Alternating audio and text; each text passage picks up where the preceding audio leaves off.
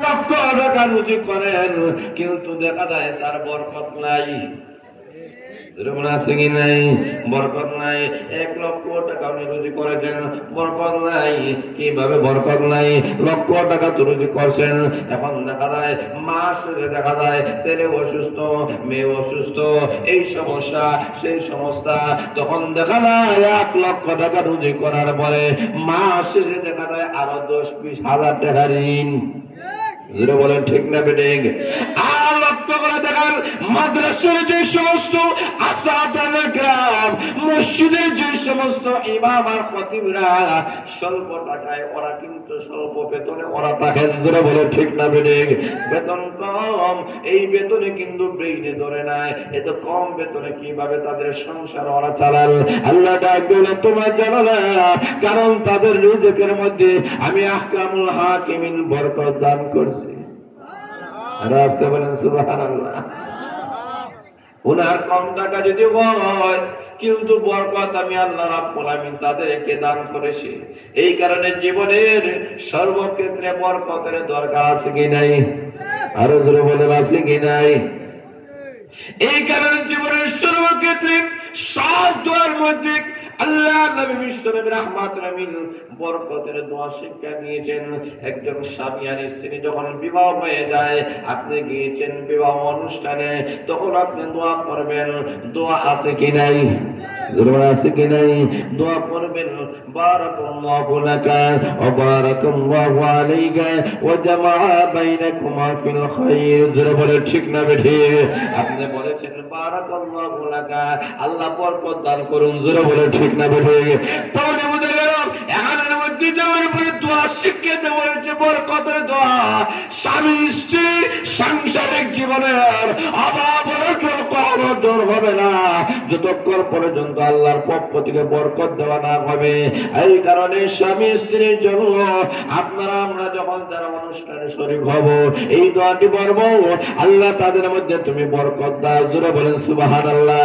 যদি আল্লাহ বরকত দিয়ে দেয়, এই স্বামী স্ত্রীর মধ্যে কোনো অভাব আর অনটন দেখা দিবে না। জোরে বলেন ঠিক না বেঠিক? তাহলে বোঝা গেল জীবনের সর্বক্ষেত্রে বরকতের দোয়া আছে কি নাই? আরো জোরে বলেন আছে কি নাই? আরো জোরে বলেন আল্লাহু আকবার। খানার মধ্যে বসলো বরকতের দোয়া, বিসমিল্লাহ ওয়া আলা বারাকাতিল্লাহ, আসেনি? জোরে বলেন আছে কি নাই? কেন দোয়া করবেন? তার কারণ হলো বরকত। খাবারে পেট ভরে না, যদি আল্লাহ বরকত দিয়ে দেয় পেট ভরে দেয়। কথা বলে ঠিক না বেঠিক? তাহলে বোঝা গেল আল্লাহ নবী শুক রাহমাতুল্লাহ আলাইহি ঘোষণা করেছেন, অনেক মানুষ কোনা খানা খায়, কিন্তু অধিক খাবার খায়, খাওয়ার পরে তার পেটটা ভরে না। কেন ভরে না? কারণ মিষ্টার ইবলিস তার সাথে শরীক হয়ে যায়। জোরে বলে ঠিক না বেঠিক? কারণ খাওয়ার শুরুতে দোয়া নাই, শেষেও কোনো দোয়া নেই।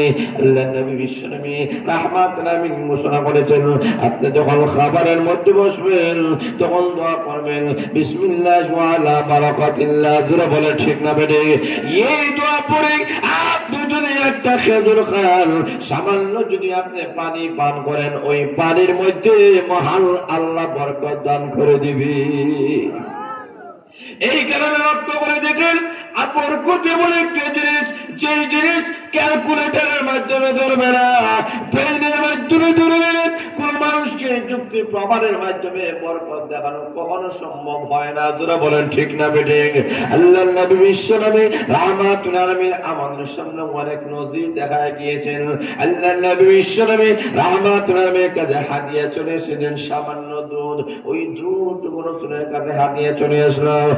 আবু হুরায়রা রাদিয়াল্লাহু তাআলা বলেন, আল্লাহ রাসূল বলেন, আবু হুরায়রা ওই যে আসহাবে সুফা দেখা যায়, তাদের কাছে দুধ বন্টন করো। আবু হুরায়রা রাদিয়াল্লাহু তাআলা বলেন, আমার মনে মনে ইচ্ছা ছিল দুধটা আমি একাই পান করব, কারণ সামান্য দুধ আমি খাইলেই তো শেষ হয়ে যাবে। জোরে বলে ঠিক না বেঠিক? এমন তো অবস্থায় আল্লাহর নবী বিশ্বনবী রাহমাতুল্লাহ আলাইহি আসহাবে সুফা বন্টন করার জন্য বলেছেন, তাহলে তো আমি দুধ পাবো না, তাহলে আমার তৃষ্ণা নিবারণ হবে না, আমার খিদা নিবারণ হবে না, অসুবিধা নাই। আল্লাহ নবী যেহেতু আদেশ করেছেন, আদেশটা আমি পালন করি। আল্লাহ নবী যখন বলেছেন, রাসূলের আদেশ তো পালন করতে হয়, যেটা বলে ঠিক না বেঠিক? আল্লাহ নবী শুনুই রাহমাতুল হুকুম পালন করতে গিয়ে আবু হুরায়রা রাদিয়াল্লাহু তাআলা দুধ দেওয়া শুরু করেছেন। একজন করে সাহাবা কেরামদেরকে দুধ দিতেছেন, আর মনে মনে ভাবতেছেন আমার ভাগ্যে তো কোনো অংশ পড়বে না। আল্লাহ নবী তার চেহারার দিকে তাকাইয়াছেন, চেহারার দিকে তাকাইয়া আল্লাহ রাসূল মুস্কি হাসি দিতেছেন, আর মনে মনে বলতেছেন আবু হুরায়রা কি ভাবতেছেন আমি নবী বুঝতে পারতেছি, যারা বলেন ঠিক না বেঠিক? আল্লাহ নবী মুস্কি হাসি দিয়েছেন, কারণ আবু হুরায়রা জানে না আল্লাহ পয়গম্বর রাহমাতুল আলামিন কেন মুস্কি হাসি দেন, ওটা তো বুঝতে পারে না। বন্টন করা শুরু করেছেন, সমস্ত সাহাবা কেরামদের কাছে বন্টন করা শেষ হয়ে গেছে। প্রত্যেকেই তৃপ্তি সহকারে দুধ পান করে নিয়েছে, কারণ দুধ পান করার দোয়া আছে কি নাই? আরো জোরে বলেন আল্লাহুম্মা বারিক লানা ফীহি ওয়াজিদনা মিনহু, আছে কি নাই? আরো আসতে বলেন, এখানে বরকতের দোয়া আছে কি নেই? কত বড় আছে কি নাই? ফের বুঝা গেল জীবনের সর্বক্ষেত্রে বরকতের দরকার আছে, জোরে বলেন ঠিক না বেঠিক? বরকত ছাড়া কখনো মানুষের শান্তি মুক্তি পাওয়া যাবে না। এই কারণে আবু হুরায়রা রাদিয়াল্লাহু তাআলা সবাইকে যখন বন্টন করে ফেললেন, আল্লাহ নবী রাহমাতুল্লাহ বলেন আবু হুরায়রা তাদেরকে জিজ্ঞেস করো আর লাগবে কিনা। আবু হুরায়রা রাদিয়াল্লাহু তাআলা জিজ্ঞেস করেন, ওরে নবীর সাহাবায়ে কেরাম আর দেওয়া লাগবে কিনা? তারা ডাক দিয়ে বলেন না আবু হুরায়রা এত দৃষ্টি সহকারে পান করেছি, আর দেওয়া লাগবে না। আল্লাহর নবী বিশ্বনবী রাহমাতুল্লাহ আলাইহি এবার আবু হুরায়রা রাদিয়াল্লাহু তাআলা বলেন, আরে আবু হুরায়রা এবার তুমি দুধটা পান করে নাও। আবু হুরায়রা দুধ পান করে নিলেন, এবার তৃপ্তি হয়ে গেল। আল্লাহ রাসূল বলেন আবার পান করো।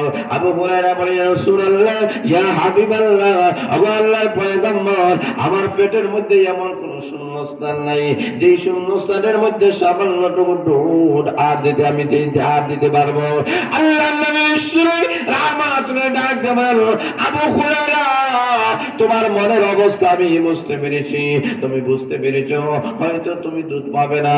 ওরে আবু হুরায়রা এটা শুনে নাও, ওই দুধের মধ্যে আবার মহান আল্লাহ রাব্বুল আলামিন বরকত দান করে দিয়েছেন।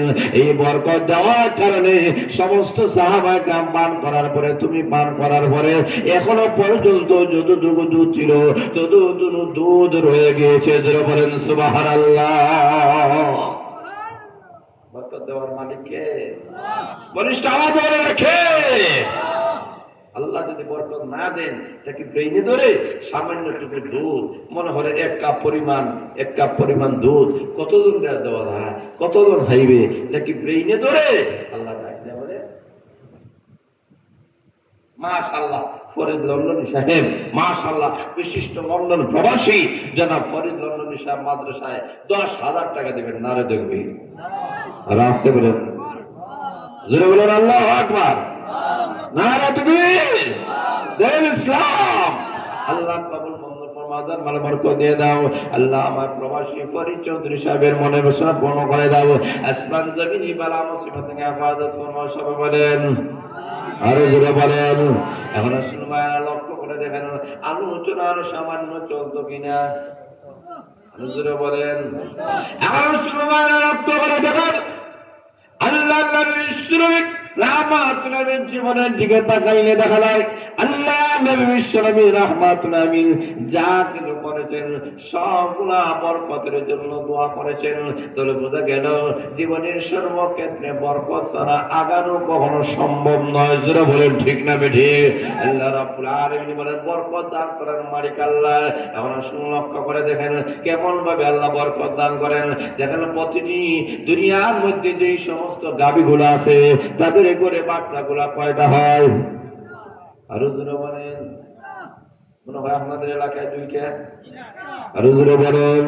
আচ্ছা এখন লক্ষ্য করে দেখেন প্রতিটি গাভী করে এক একটা বাচ্চা দেয়। আর আপনাদের এলাকায় যে সমস্ত কুকুর নিয়ে আছে তারা মনে হয় একটা বাচ্চা দেয়। কয়টা? আরো জোরে বলেন। এখন লক্ষ্য করে দেখেন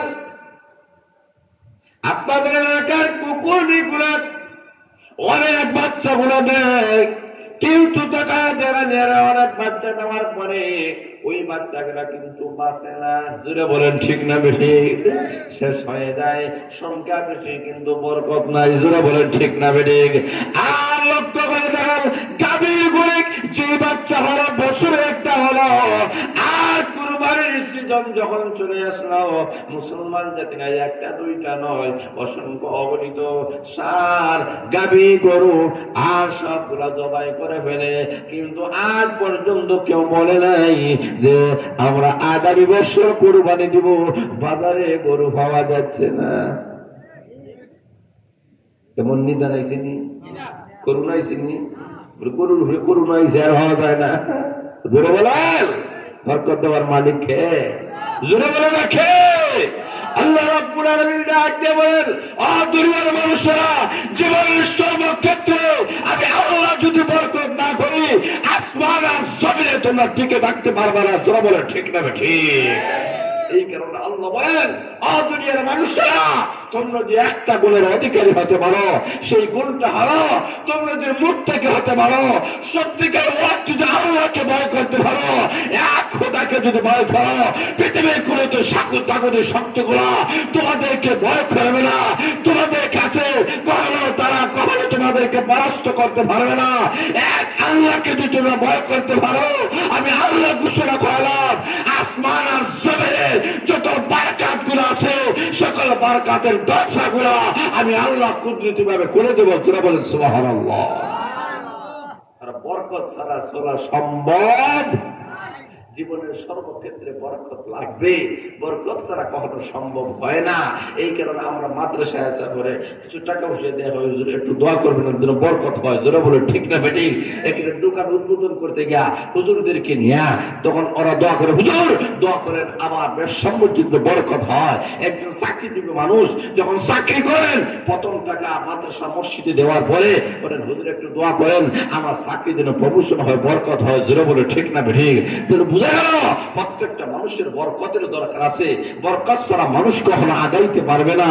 বরকত অত্যধিক জরুরি, অত্যধিক ফজিলতপূর্ণ। বরকত ছাড়া মানুষের জীবনের উন্নতি হতে পারে না। আর যাদের বরকতে আল্লাহ ভরপুর করে দিয়েছে, আল্লাহ রাব্বুল আলামিন বলেন, তাদের সংখ্যা বেশি যদি না হয়, আল্লাহ তাদেরকে সুখী, শান্ত এবং সমৃদ্ধ জিন্দেগি আল্লাহ দান করেন। জোরে বলেন সুবহানাল্লাহ। এজন্য আসল মায়া লক্ষ্য করে দেখেন, আল্লাহ নবী শরীফ রাহমাতুল আলামিনের জিন্দেগির দিকে তাকায় দেখেন, আল্লাহ নবী বিশ্বনবী রাহমাতুল আলামিনের